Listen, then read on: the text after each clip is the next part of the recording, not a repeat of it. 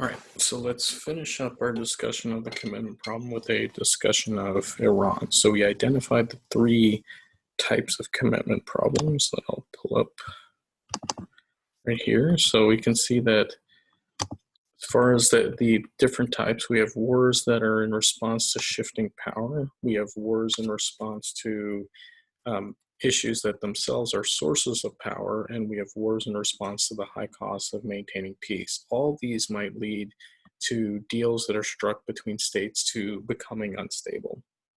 So, if we think about that in context of the United States, one argument is that the United States faces almost all three of these in its dealings with Iran and the Middle East, right? So, there may be rapidly changing power if Iran is able to develop nuclear weapons. Um, it might be the case that Iran is in possession of territories that themselves are sources of powers, most particularly the Strait of Hormuz, where 20% of the world's energy originates from. So, if Iran were to disrupt open access to the Strait of Hormuz, that might fundamentally change the ability of governments to function and obtain the resources that they need. Now, oil might not seem like it's that big a deal in a sense, but oil is critical in the sense that the price of oil tends to influence the price of all other commodities. So if the price of oil goes up, it tends to be the case that the price of food goes up and the price of medicine goes up, which then spills into the larger economy, in addition to the price of gas. And that would affect almost every other country on earth because, again, 20% of the world's energy needs is originating from that Strait of Hormuz. So that territory itself is a source of power, right? There's also wars in response to the high cost of maintaining peace. It is costly to deter the Iranians. It's costly to bulk up the Fifth Fleet. It's costly to deploy troops into Saudi Arabia to protect those installations. So, in a sense, it looks like the United States is facing all three of these in its dealings with Iran. Now, the way I want you to do this, though, is that story of how the United States is facing this impending commitment problem with Iran, you've likely heard it, you've likely read about it, you've likely heard about this idea that it's a matter of time before Iran gets a nuclear weapon, and then that's a game changer. That story's been told before. You can easily find it if you search Foreign Affairs or any other journal like that. What I want to do today is to present it to you a little bit differently. Let's think about how Iran views the United States as having a commitment problem. That US activity is making it such that the United States can't credibly commit to leaving Iran alone. Let's think about it that way. And I think that's useful because, for one hand, right, assuming that most of you are looking at this from the American perspective, this gives you a different perspective. And assuming you still want to look at this conflict through the American perspective, which I imagine most of you do, it's helpful to understand the logic and the thinking of the people on the other side. That's just from my training as a bargaining theorist. It really does help to understand how the other side is thinking of this. And it's often the case that the Iranians are caricatured, right? That they're turned into just these evil mullahs that just want to overthrow the world and just want to cause trouble and disruption. And I think if we actually look at the history and try to think about this strategically and rationally, we get a bit of a different picture, which actually is useful. Because if they are just evil, then there's not much that can be done about it. But if it is the case that there's a logic behind their behavior, we might be able to understand at least what's going on a bit better. So I think that is useful. So let's go past this example. So before we do that, just a couple of, it's worth thinking about Iran and unpacking what that is, not just thinking about Iran as this big country that's in the Middle East or that's consisting of people that chant death to America, et cetera, right? Let's think about what Iran actually looks like. The bulk of the population is in the western part of the country. The biggest population center is Tehran, which is in the northern central part of the country. The country is pretty large, right? It's much larger than that of Iraq. It is pretty mountainous, which is a difficult thing to actually invade, right? It's sandwiched between Afghanistan and Iraq, and it sits at the Caspian Sea and the Persian Gulf, right? Those are critical since the Caspian Sea is looked at as a big center of future energy. The Persian Gulf, as we mentioned, is a critical part of trying to supply the global energy supply, right? So the Persian Gulf consists of where oil from Saudi Arabia, from the Ghawar oil field, which is the biggest source of oil and since one of the most cheaply efficient areas where you can pull crude oil out of the ground. That's 50% of Saudi Arabia's oil supply is in the Ghawar oil field and Safina oil field, which is offshore in the Persian Gulf. That all goes through this tiny passage here called the Strait of Hormuz, which is about 30 miles long. right? That's where 20% of the world's energy supply is passing through that little strait right there, which is a big reason why the United States has an enormous naval presence in this area, because keeping that area open is critical. Iran has repeatedly threatened to mine that area, blow it up, blockade it if they need to, in order to protect their security. If they're attacked, that will be one of the first areas that they try to combat. So that's why, again, territorially, right, that Strait of Hormuz right there itself is a source of power.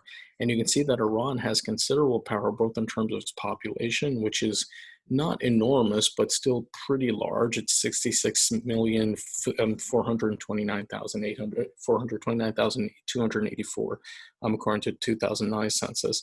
But also in terms of its major cities and its locations and its size, it actually is a fairly significant population. Now, there's always been this fear that Iran might develop nuclear weapons. The concern is that if Iran gets these weapons, they'll become emboldened, they'll become more aggressive, they'll be more willing to challenge Israel, more willing to challenge Saudi Arabia, more willing to challenge US allies and the United States itself, right? So given these possibilities, one argument was that the 2015 deal, the JCPOA as it was called, or the Iran nuclear deal, was a bad idea, right? That giving Iran that deal was unstable, that by opening and relaxing sanctions on Iran, Iran would use that cash, use those resources, use its oil sales to start to build its military capability and put itself in a position where it might ultimately challenge the United States. That was certainly the argument of the Trump administration, that at some point in time, Iran would use this capability to challenge the United States, and Iran could not be trusted. So let's think about this a bit more closely. In order to really analyze this, let's think a bit about, Nila, lower that volume, please.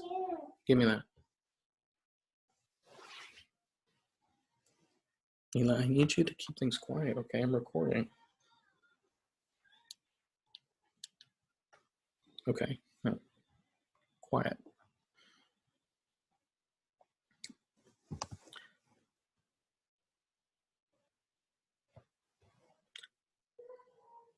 Now, in order to look at this a bit more closely, let's think about how the Iranians view the United States, right? Let's look at it a bit differently, right? So let us examine the history of the United States and Iran, which is interesting, right? So it starts, like the period where the United States is involved with Iran really begins in after World War II, but there's origin points that start at the turn of the 20th century.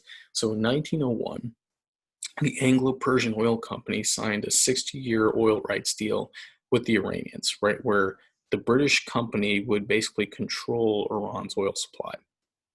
For a flat fee, the British would gain control over all aspects of Iran's petroleum industry, and Iran would have no ability to regulate oil exports. So this looks like a fairly good deal for the British, less so for the Iranians themselves.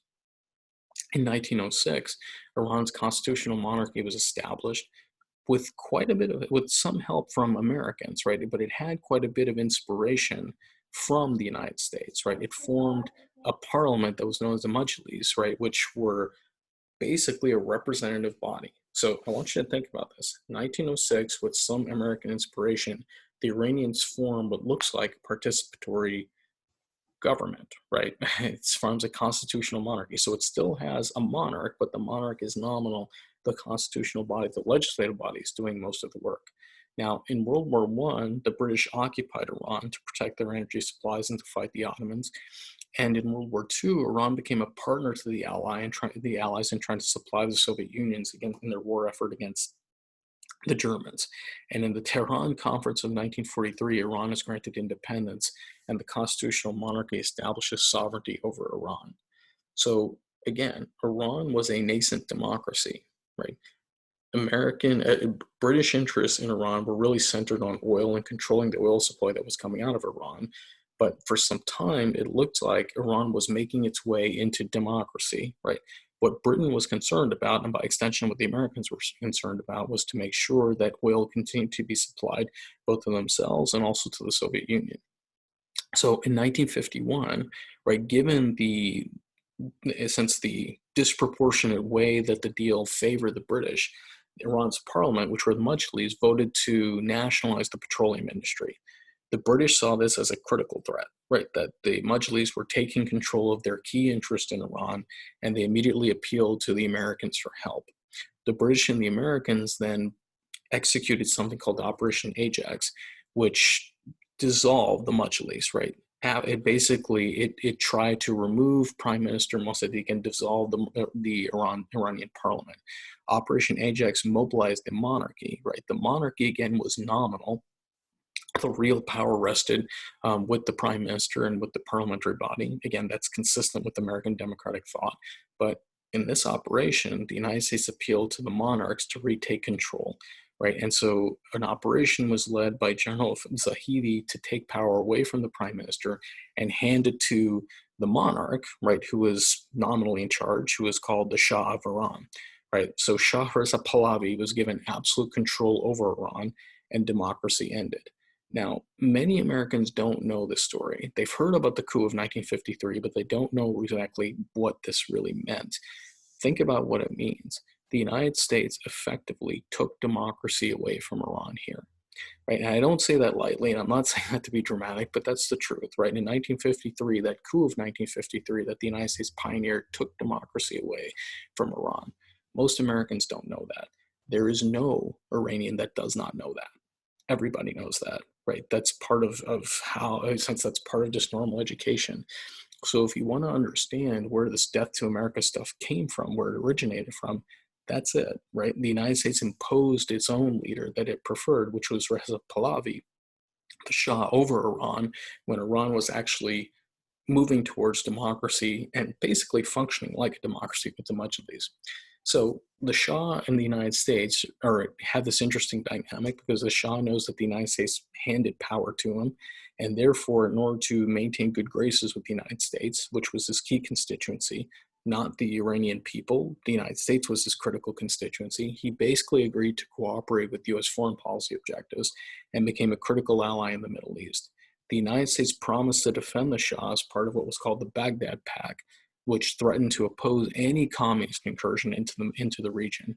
So the Shah recognized that he could be kept in power by the United States so long as he continued to cooperate with American foreign policy objectives.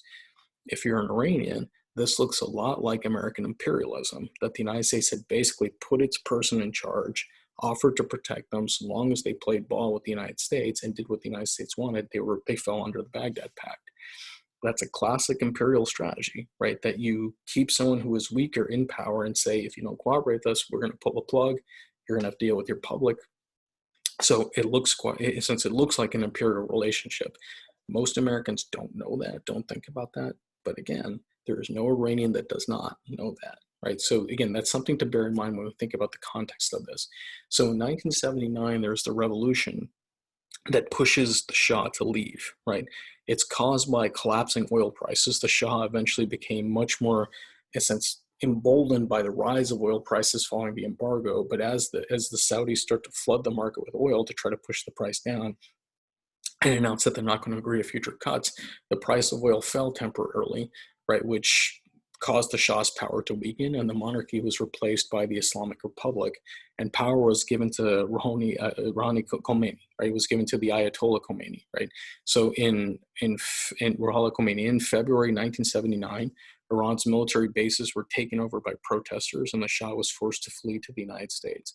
The Ayatollah then demands that the United States return the Shah to Iran so he may face justice, right? That was the argument. The Shah, after getting kicked out of power, flees to his patron, the United States. The Iranians want him back, right? So he can be tried.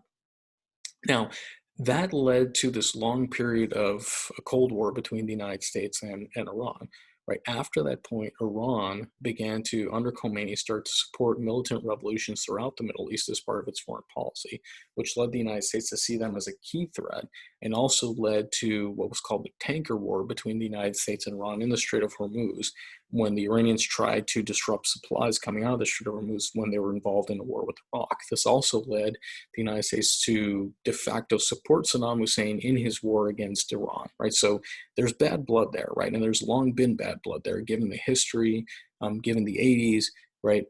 There's a series of problems.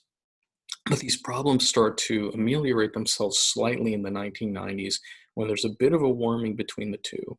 That changes with the War on Terror. With the War on Terror, Iran is listed as part of the axis of evil.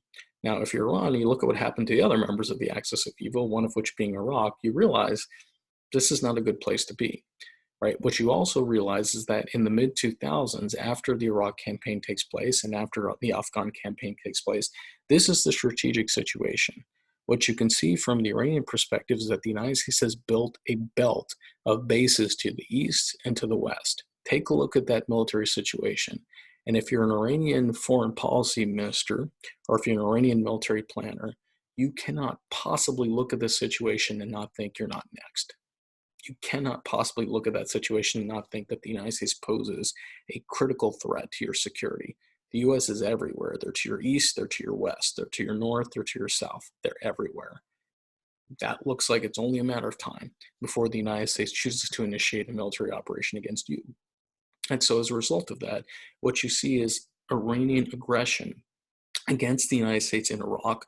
They threw resources at every insurgent group. They threw resources at every terrorist, at anybody that they could, to counter the American presence in Iraq and to weaken them. So the United States effectively lost its base to the west of Iran, right? So that base would be destabilized, and that worked.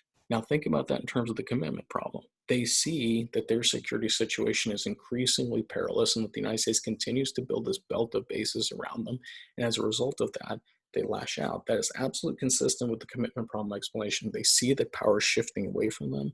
They lash out, right? They start to engage in destabilizing behavior, right? So from Iran's perspective, they're not the ones with the commitment problem. The United States is the one with the commitment problem, right? They fight. Iran begins to arm various militants throughout Iraq. They start to embolden Shia militias against Ba'athist and other Sunni fighters, and the Quds Force becomes operational in Iraq. So they start to engage in these operations. They start to engage in force, much as the commitment problem said that it should, in response to these shifting power, right? And these operations start to die down following the American surge in the Battle of Baghdad, right? Then it starts to fall down. But what's interesting is that the pursuit of nuclear weapons from the Iranian perspective is not necessarily an effort to try to expand Iranian power throughout the Middle East. It may well be a response to this, right? It may well be a response to the threat that they believe that the United States is posing to them. If you look at it that way, the pursuit of nuclear missiles isn't an offensive thing that they're doing. It's a defensive thing that they're doing. What they may be afraid of right now, there is still an American presence in Afghanistan, though it's declining. There's still an American presence in Iraq, though it's also declining. There are still threats being issued by the Trump administration to them that a war may be coming. Pursuing nuclear weapons may be a way to ensure that the Americans never invade Iran, never tried to invade Iran. And as long as that threat exists that the United States may invade Iran, there's always this incentive to develop these nuclear weapons in order to protect themselves. So that's a different way of looking at what Iran is doing as far as pursuing nuclear weapons. Does this also give Iran bargaining power against Saudi Arabia? Of course. Does this also give Iran bargaining power relative to Israel? Of course, right? Those are benefits. But fundamentally, if you look at what's driving it, it's this sense of threat and it's this sense of siege. So the nuclear challenge happens, right? The Obama strategy was to try to negotiate with the Iranians to take those WMD off the table, right? To try to give them a sense of reassurance so that they did not pursue nuclear weapons. So to compel them to get to the table, the United States first imposed sanctions through the SWIFT banking system, which made it impossible for the Iranians to trade their oil, right? Which was critically destructive, right? Then that coupled with the falling price of oil broke Iran's economy and forced them to come to the table, which gets us to the 2015 JCPOA, the Joint Comprehensive Plan of Action. That gave Iran sanctions relief in exchange for the removal of, again, it gave Iran some removal of sanctions in exchange for guarantees that they would not pursue nuclear weapons and inspections. That's what the United States got in return. Now that ended in May 2018. President Trump announced that the US would end involvement in the JCPOA. The evidence from 2015 to that point was that Iran was cooperating, that they were fulfilling their obligations, they weren't pursuing nuclear weapons.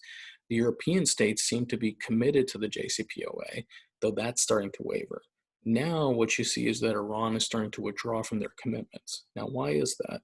Again, think about the commitment problem. The fact that the United States has now ended the JCPOA and Iran's power has collapsed as a result of being under sanctions again. From Iran's perspective, it looks like they're vulnerable again.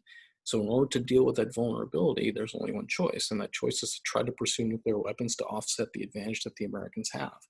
Now, that's being harmed by the reimposition of sanctions, which are really harming the Iranian economy. And interestingly, COVID. COVID has swept through Iran and significantly harmed it. And the mullahs that are in charge of Iran have done a very poor job of trying to contain it, right? So the disease itself is significantly harming what Iran's capability.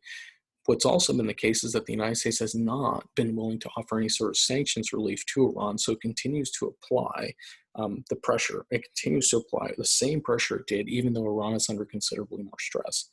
So if we think about that and think about Iran's position, given that their position is considerably weakening, if the United States were to threaten them, Iran has a couple of different strategies that it may do. Again, if there's a commitment problem where it looks like they're going to collapse, their strategy might be to fight. And the way you would fight, I think, if you're Iran, is to try to engage in destabilizing activities against the Ghawar oil field, against the Safin oil field, against the Strait of Hormuz. All of those things are efforts to try to offset the loss of power that you're suffering. Take away Saudi's oil, take away that oil supply to the rest of the world. The rest of the world is going to weaken, and put it back in line with where Iran is. Also take away the ability of the world to start shipping out that oil through the Strait of Hormuz. That might, in a sense, decrease the power of their adversaries relative to the Iranians. That might also be a response to these commitment problems that they're facing. What the Iranians might also do is, outside this theater, where they might increase proxy support to some of the Houthis that are fighting in Yemen. Right, this is a different civil war where the Saudis have been engaged in conflict with their allies in the southern part of Yemen against the northern Houthi. The point of this is to protect this Bab el-Mandab Strait right here. It's another small choke point where about 5% of the world's oil is going through on its passageway to Europe. If that's closed, oil has to go all the way around the Cape of Good Hope. So what the Iranians might do is to arm their Houthi allies to try to increasingly disrupting shipping here, increase insurance rates, increase the price of energy, and therefore have an effect that ends up harming some of their adversaries. So that's another strategy they can do. They can also increase their activity in Syria to try to destabilize Israel and start to attack that way. And they can start to increase unstable activity in the eastern province or instability in the eastern province of Saudi Arabia. Again, the eastern province is where 50% of Saudi's oil supply comes from. It's also one of the only areas where we have a significant Shiite presence within Saudi Arabia. Those individuals have been mobilized by Iran before to engage in attacks against some Saudi oil infrastructure, just increased instability there. All of those things can create challenges. All of those things would be a response to this collapse in power within Iran. Point being, again, it's not just one power is growing relative to the other. It can also be one side is falling relative to the other. And to offset that collapse in power, there may be efforts to try to increase instability so that there is no advantage gained. And I think if you look at Iran's position, they are cornered. And so they're likely to lash out when they're in this position of vulnerability. You're likely to see more terrorism, more lash out, more instability, et cetera, that they are responsible for fostering. Now, if the United States looks at this as an operation it wants to undertake, if it sees that Iran is growing too far in power, or believes that Iran has collapsed enough so that it can't contain itself from engaging in violence against Iran, where they would attack would be these areas right here, which are Iran's key nuclear facilities, right? At least that would be the idea, is to first take those out. Those are all buried very, very deep in mountains, and those are the ones that we know about. We know about a lot more as a result of the JCPOA. Right, so we know where these things are, but they're also very difficult to access by weapons, right? So they're very deep underground in an effort to protect themselves from bombing. So then you ask yourself the question that we talked about. If the United States then pursues this operation, then what, right? Is it likely to be successful in disarming these nuclear facilities? Maybe. If it's not successful, or if it is successful, does this mean general war in this very, very large country of Iran that's mountainous, that's difficult to engage in war in? Yes, probably. And what's the end game there? Is the end game that the government of Tehran is replaced? If it is replaced by what? Right? And if we then consider that, is that operation likely to be difficult? Probably, given the size of Iran. Is that operation likely to be something similar to Iraq? Probably, right? Even though there's no Iran next to Iran that's willing to arm, right? Afghanistan's weaker, Pakistan's weaker, Iraq was weaker, so they're not likely to do this. But what is going to happen likely is that the Iranians that lose power, will start to conduct guerrilla operations, probably will get assistance from Russia, probably will get assistance from China. So this is a much longer operation. It's not quite as simple as that. Iran's developing these nuclear weapons. We've got to stop them, go to war. That's the end of it. The end of it is not clean. Let me make that clear. The end of it will not be that clean. So I think for all of you, think about this. And I don't want to give you an opinion one way or the other. Think about this. Is it still worth it? You may argue that it is, right? You may argue that it is still worth it, given that there's this risk associated with Iran's nuclear weapons. But think the whole thing through when you think about the commitment problem. Okay, so I will stop there, and we will continue next time when we look at the implications of World War II for the United States and what types of institutions the United States cemented over the world.